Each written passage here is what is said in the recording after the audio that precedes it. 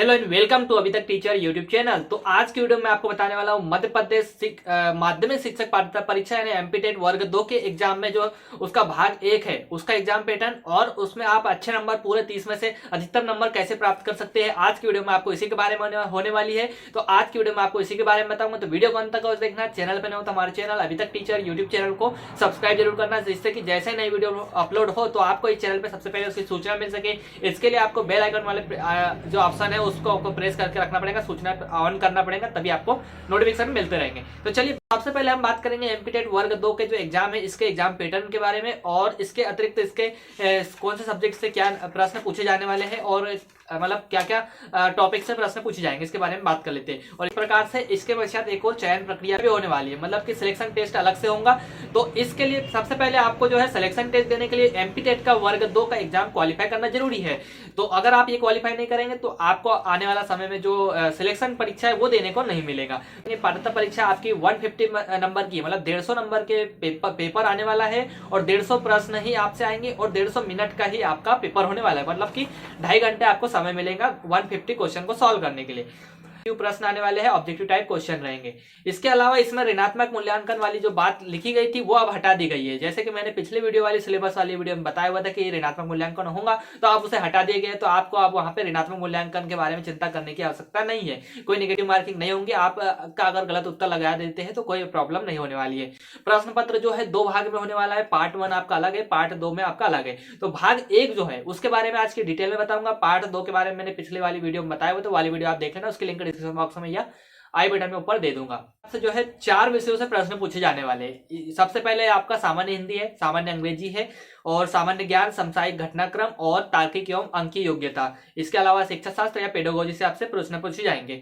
तो सामान्य हिंदी जो है 8 नंबर की है, अंग्रेजी आपकी 5 नंबर की है, जीके और जो जनरल नॉलेज और रीजनिंग है ये आपकी 7 नंबर की है, और पेडागोजी यानी कि शिक्षा शास्त्र जो है आपका 10 नंबर का, टोटल आपका 30 नंबर का ये रहेगा। इसके अलावा जिस भी सब्जेक्ट से वर्ग 2 के ऑनलाइन फॉर्म भरे हैं तो उसमें आपका 120 क्वेश्चन यानी 120 नंबर के ऑब्जेक्टिव क्वेश्चन आपसे पूछे जाएंगे, और आपके सब्जेक्ट के अंदर भी आपसे पेडागोजी पे आधारित सवाल पूछे जाएंगे।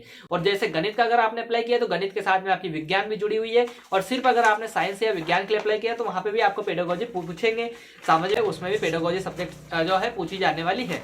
वर्ग 2 का जो एग्जाम है इसमें आपका जो पार्ट 1 है इसमें आपसे जो 30 नंबर है वो आप कैसे कंफर्म कर सकते हैं। तो सबसे पहले हम बात करेंगे हिंदी की तैयारी के बारे में।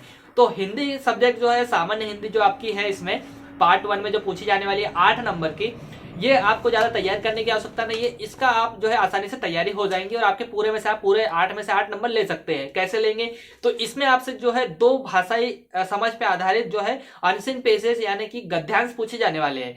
2 अपठित गद्यांश दिए जाएंगे जो कि नाटक, एकांकी और घटना निबंध पे आधारित होने वाले हैं। तो ये आपको आसानी से वहीं पे सवाल पूछे जाएंगे गद्यांश से और उसी में आपको जवाब देना है। तो ये बहुत ही आसान होने वाला है, और 4-4 नंबर के गद्यांश रहेंगे, और इसके अलावा एक गद्यांश में डायरेक्ट प्रश्न रहेंगे। इसके अलावा जो दूसरा गद्यांश रहेगा वो भी सामाजिक घटनाक्रम और जो है साहित्यिक, वैज्ञानिक, सामाजिक समरसता और तत्कालीन घटनाओं पर आधारित होने वाला है।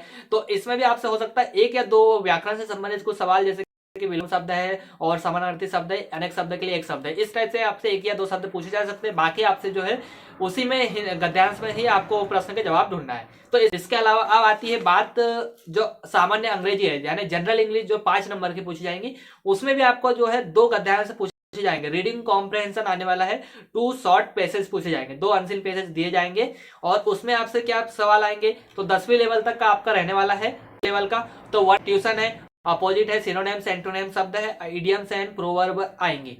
ए, एन और द ये आर्टिकल रहते हैं, मॉडल्स, नरेशन और प्रीपोजिशन, टेंस और ट्रांसफॉर्मेशन ऑफ सेंटेंस और वॉइस, इसमें पेजेस रहेंगे, उसी में से आपसे सवाल बनेंगे। और ये बहुत ही बड़ा भाग है, लेकिन इसमें प्रश्न सिर्फ 7 आने वाले हैं। तो ये भाग कौन सा है, चलिए इसके बारे में बात कर लेते हैं। तो सामान्य ज्ञान और समसामयिक घटनाक्रम है, करंट अफेयर से आने वाले सवाल। तो करंट अफेयर में आपका बहुत सारा कवर हो जाता है, तो इसमें अगर आप ज्यादा नहीं भी पढ़े तो भी आपका जो है क्वालिफाई हो जाएंगे, क्योंकि करंट अफेयर आपका 7 नंबर है, 7 नंबर के अंदर आपका रीजनिंग भी शामिल है। तो रीजनिंग से 3 से 4 प्रश्न आपके जरूर पूछे जाएंगे, और इसके अलावा 3 प्रश्न हो सकता है कि जीके के हो जाए। तो इसलिए आप जो है रीजनिंग अच्छे से तैयार कर सकते हैं। रीजनिंग अगर आपने इससे पहले कोई भी एग्जाम की तैयारी की है तो आपको रीजनिंग आसानी से बन जाएंगी। छोटे लेवल की रीजनिंग पूछी जाएंगी, जैसे कि सीटिंग अरेंजमेंट जो है छोटा आ सकता है, अल्फाबेट सीरीज वगैरह होती है वो आ सकता है, नंबर सीरीज हो सकती है, वो छोटी वाली सीरीज आ सकती है, और कथन निष्कर्ष से संबंधित आ सकते हैं, लॉजिकल रीजनिंग है, का ज्ञान है, मतलब उत्तर दिशा की ओर चल रहे हैं या किधर जा रहे हैं और उसके संबंध में कितने कौन सी दिशा में उनका मुख है, इस प्रकार के जो सवाल बनते हैं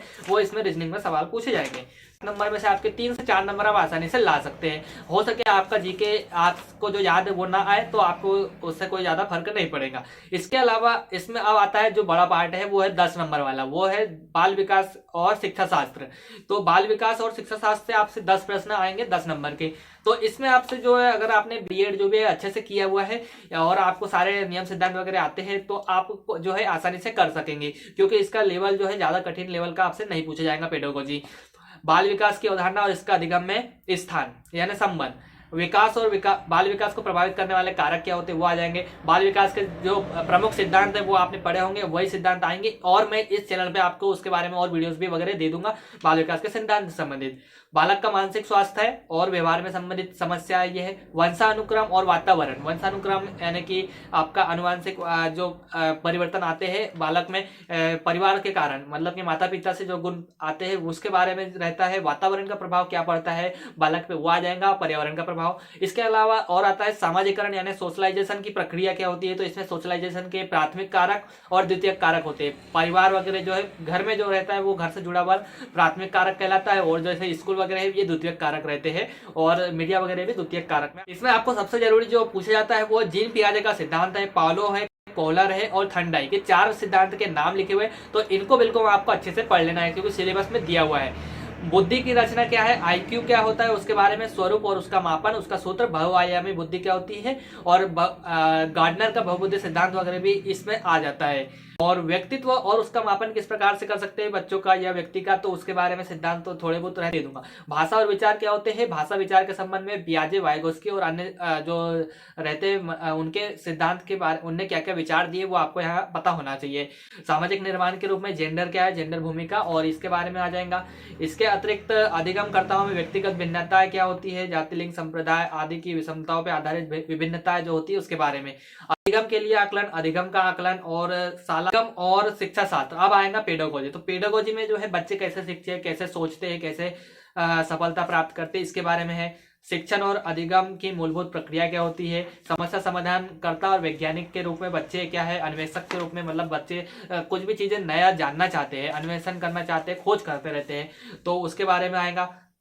अभिप्रेरणा क्या होती है, आंतरिक अभिप्रेरणा और बाह्य अभिप्रेरणा, बच्चों के अंदर से जो कुछ भी कार्य करने की इच्छा होती है वो जो है आंतरिक अभिप्रेरणा के अंतर्गत आ जाती है। बाह्य अभिप्रेरणा जैसे कि कोई पुरस्कार देने की बात की जाती है तो बच्चे जो है उसमें पुरस्कार मिलेगा करके उस कार्य को करते हैं और उस पढ़ाई करते हैं, तो उसको बाह्य अभिप्रेरणा कहा जाता है। वाले कारक व्यक्तिगत और वो ये आ जाएगा। निर्देशन तथा परामर्श है, अभिक्षमता और उसका मापन है, स्मृति, विस्मृति, समावेशित शिक्षा आ जाएगा। इंक्लूसिव एजुकेशन आपको जरूर पढ़ना है, ये सबसे महत्वपूर्ण टॉपिक होता है किसी भी टीचिंग एग्जाम में। तो समावेशित शिक्षा की अवधारणा वगैरह आपको अच्छे से पढ़ लेना है।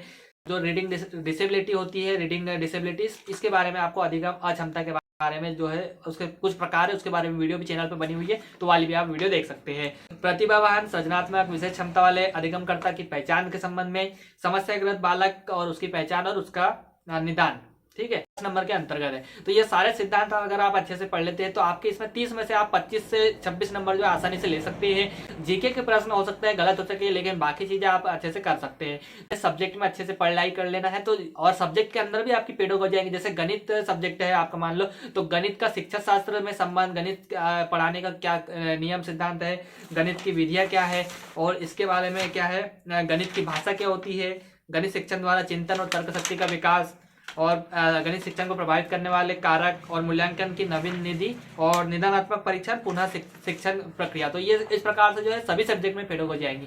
तो इसमें भी आपको 10 नंबर मान के चलिए मिल जाएंगे पेडागोजी में, जो सब्जेक्ट पेडागोजी है। इसके अतिरिक्त है 60% नंबर आप आसानी से ले पाएंगे और वर्ग तो आपका क्वालिफाई होगा। इसके अलावा जो है अन्य कैटेगरी वाले हैं, ओबीसी है, अनुसूचित जाति जनजाति वाले हैं, तो इनको 50% नंबर लाना जरूरी है। तो यह वीडियो आपको इसलिए कर बताना, वीडियो पसंद आए लाइक शेयर कर देना, चैनल पर नहीं होता हमारे चैनल अभी तक टीचर यूट्यूब चैनल को सब्सक्राइब जरूर करना, साथ ही बेल आइकन प्रेस करके नोटिफिकेशन को भी ऑन कर लेना, जैसे कि जैसे नई वीडियो अपलोड हो तो आपको पता चल सके।